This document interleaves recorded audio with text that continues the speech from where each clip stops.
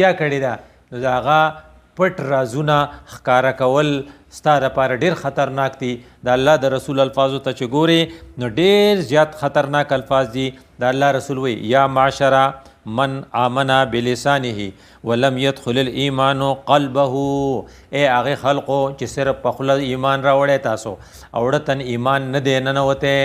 نو کم سړی چې د خپل ګاونډي او د خپل زوړ ملګري او د هغې د خپل رومیټ او د خپل ډیسک پیلو او د خپل کلاس پیلو زاړه وراني خلقو ته ځای په ځای بیانوي نو د دې سړي غالبا په ژبه ایمان دی او ایمان یې ړته نه دی ننوتی. ځکه د الله رسول وی لا تغتابوا المسلمین ولا تتبعوا عوراتهم.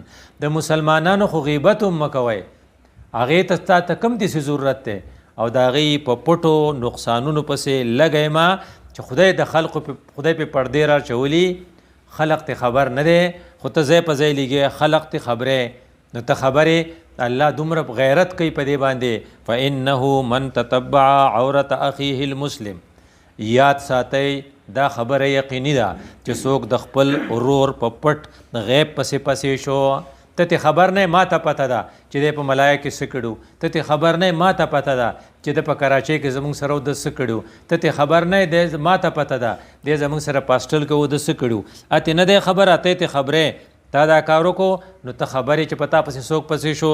تتبع الله عورته. الله بستا په پټ غیب پسې شي.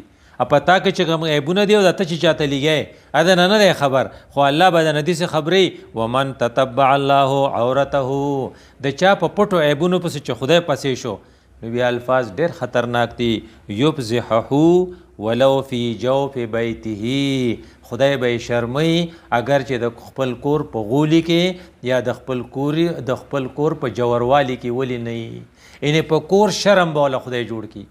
نو د کور د شرم نه د ځان بچ کولو دپاره دام زما ستا یو ذمواري ده چې مونږه چرته کې د خپل ګاونډي کاغه عارضي ګاونډي کاغه نسبي ګاونډي او کاغه پردی سړی او زمونږ په خوا کې کوري د هغه بدو خواره نه کو. یو خبره دا شو چې مالی طور نقصان به نه رسو. دویمه خبره دا شو چې د هغې جذباتو ته به ټیسټ نه رسو. او دریمه خبره دا ده چې هغه ته به لار نه تنګو. ګوره په دنیا کې د ټول نه بهترین عمل او ګران عمل د الله په لار کې جهاد دی.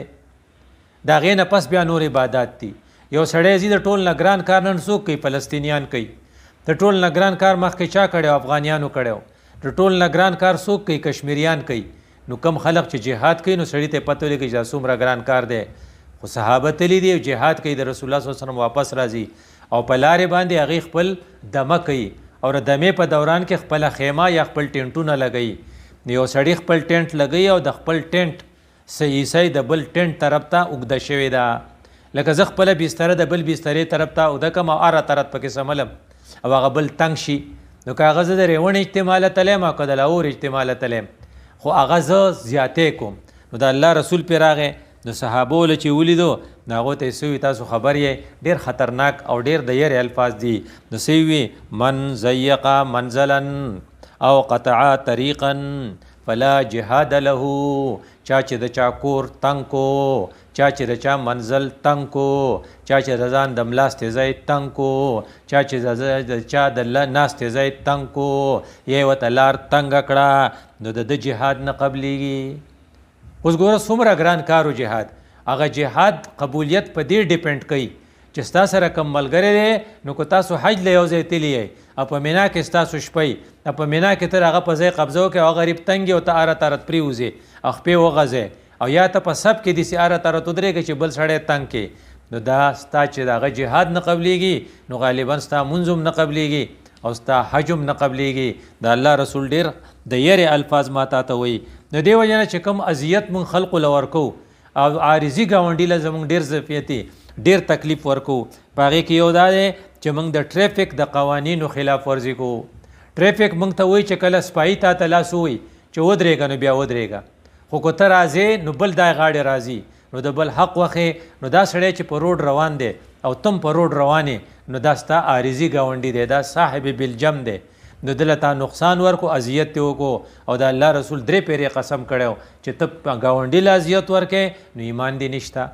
نو د ټریفک د قوانینو خلاف ورزي دا هم یو خطرناک عمل دی چې اکثر منګه کو او د هغې قسم دی رانګ سایډ باندې اوورټیک کول چې کله ټرک رواني نو ته به د ښي طرف د هغه نه الو مخکې کېږي چې مخکې ته لایټ کلیري خو که ته دې په دې چپ طرف مخکې شي او دا یې غاړې د باندې بل یو شی راشي او بیا تا واچي نو دې وجې نه دا په رانګ سایډ باندې اوورټیک کول دام د ګاونډي حق وخل دی چې دا ستا په ذهن کې وي او دریم سیګنل چې کله په سیګنل لګېدلی سره بتي او تا هغه سره بتي کراس کې نو دا ستا عارضي ګاونډیان دي په دې روډ باندې دا په هر چوکي کو سواړی چوکي کو د منګورې چوکي او که هغه د پېښوره که د کراچۍ چوکي خو چې کله سیګنل رایټ دغه چې دی سور لایټ چې دی هغه آن شو ریډ لایټ آن شو نو بیا چې ته کراس کې نو دا ته په حقیقت کې ګاونډي ته اذیت رسې او تا بره واورېدل چې اذیت رسول څومره نقصان دی او بیا دام دا چې یو عامه لار ده